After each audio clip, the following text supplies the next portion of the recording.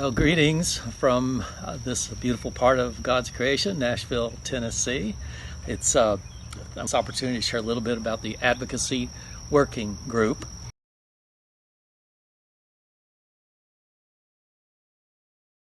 First, briefly about myself. My name is Paul Slentz.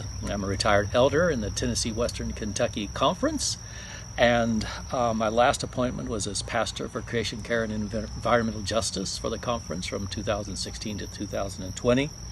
I currently serve on the leadership team for the Conference Creation Care Ministry, and am on the coordinating committee for the United Methodist Creation Justice Movement, and I am an Earth Keeper. The Advocacy Working Group came out of the 2019 Creation Justice Summit held here in Nashville. And our purpose is to encourage and equip United Methodists across the connection to be engaged in advocacy, primarily around public policy issues at all levels of government. Occasionally, we have also targeted corporations such as large automakers to push them in the direction of greater fuel efficiency and towards electric vehicles.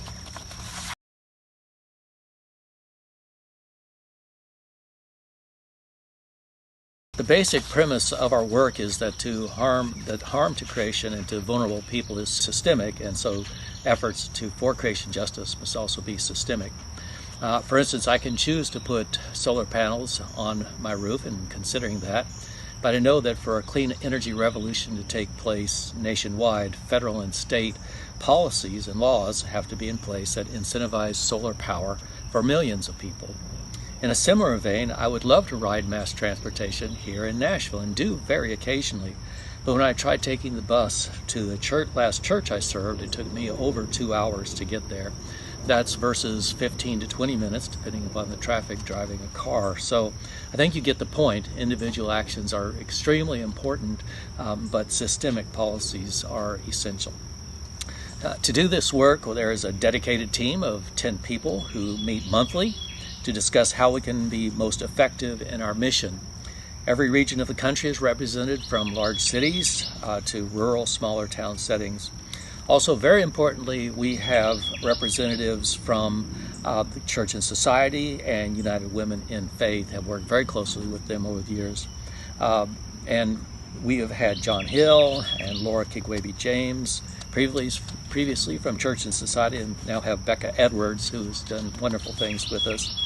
Liz Lee, previously from United Women in Faith, and now Ilka Vega. And so we work very closely with them. There have been two main ways that we have sought to encourage and equip fellow United Methodists for advocacy. First, each month we choose 1 or 2 action alerts to put into the monthly UMCJM newsletter.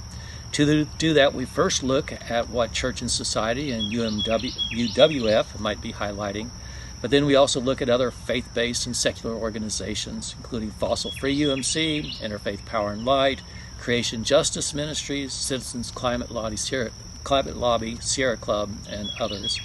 After looking over what other groups are doing, we then decide what we want the monthly action alerts to be. In making that decision, we also follow the guiding principles for public policy advocacy that the working group developed in 2021 after extensive conversation, and that was approved by the coordinating committee.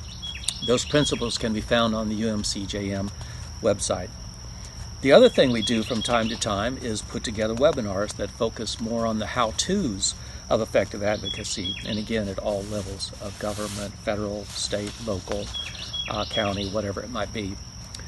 Our biggest success so far was advocacy for comprehensive climate legislation at the federal level, which, after long, hard months and working with a large number of religious and secular organizations, resulted in the passage of the Inflation Reduction Act in August of 2022. As I'm sure most of you on this call know, that included the most ambitious package of policies to address climate change ever.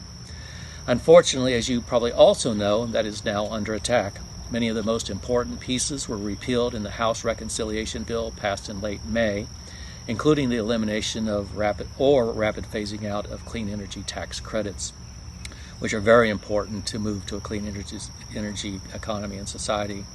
So our main focus right now, in fact this very minute, is to urge the Senate to oppose killing those credits as they begin voting on their version of the reconciliation bill.